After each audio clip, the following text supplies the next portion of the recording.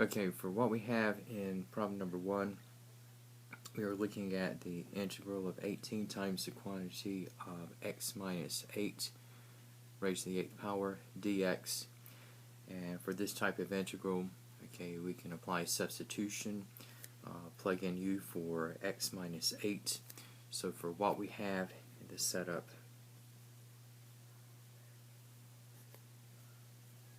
we have that u is equal to x minus 8. And taking the differential of both sides, okay, we have simply that du is equal to dx. Okay, and so for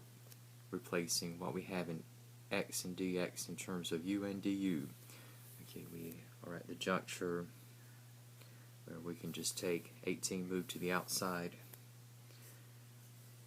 So we have 18 times the integral of u to the 8th du, and for taking the antiderivative of u to the 8th, okay, this would be u to the 9th over 9 plus c, and with cross multiplication, okay, we have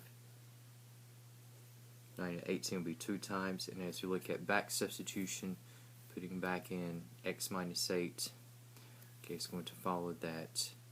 for the antiderivative. Okay, this will be 2 times the quantity of x minus 8 to the 9th, followed by the constant. Now, for what we have in the case of item number 2, okay, we have the integral of t to the 9th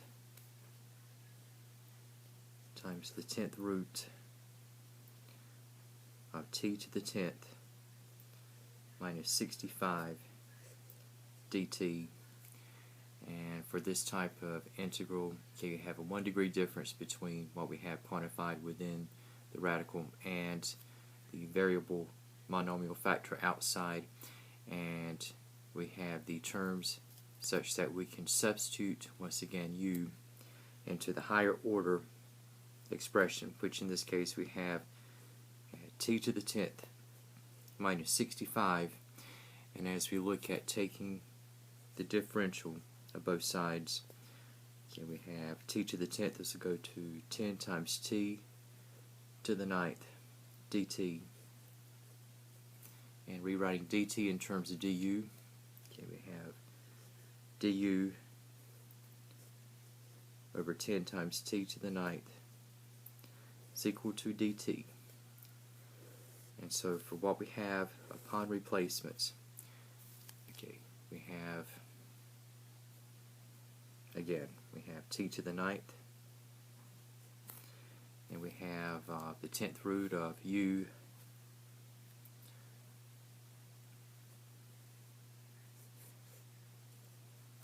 and we have, in place of dt, we have du over 10 times t to the 9th. And so for what we have in the expression, okay, we get our factors and t to the 9th to go out. And so for what we have in the follow through, okay, we have the coefficient 1/10 is going to be brought out, and by then we have for u du, okay, you have the 10th root of u, so we can write this as u to the 1/10 degree du. And for what we have in the follow through, we have 1/10, and the antiderivative, okay, you have u to the 1/10 will be raised to the 11/10 in degree, and again the antiderivative, do not forget the reciprocal of the degree. And as we again look at cross multiplying, okay, we have the coefficient is going to be at 1/11th, and as we look at back substitution, again putting back in t to the 10th minus 65 in place of u, it is going to follow that for the antiderivative, okay, we have t to the 10th minus 65 to the 11/10 all over 11, followed by the constant. Now, And what we have in problem number 3, okay, we have in this particular situation, okay, as opposed to looking at what we have for the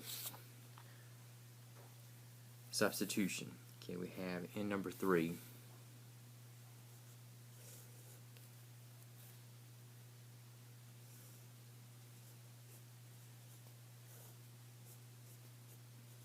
okay, we have x squared all over x minus 8 dx, and for this particular setup, okay, we have the degree of the numerator higher than what we have in the denominator. Okay, and so for what we have in establishing our setup for integration, okay, we'll be looking at long division since we have the degree of the numerator to be higher than what we have in the denominator. So if we take x minus 8 into x squared, again, I'll just use as placeholders 0x as well as 0. So we have x and x squared is going to be x, and with the distribution we have x over x minus 8, so this will be x squared minus 8x. And so as you subtract the product, okay, x squares go out, 0 minus negative 8x, this will be a positive 8x. And as we take x into 8x, okay, we have plus 8.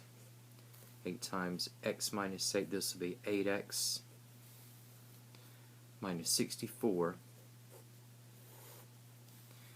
And once again, with the deduction, it's going to follow that as we subtract negative 64. Okay, this is going to be the remainder at this stage. So for the quotient, okay, we have x plus 8, and then we have followed by 64 all over x minus 8. And so for what we have in number 3, okay,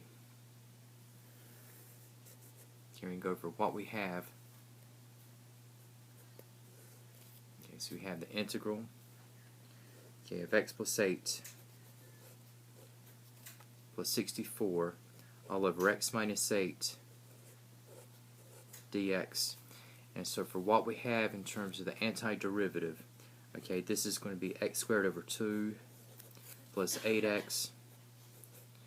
okay, and then we have plus 64 times the natural logarithm of x minus 8,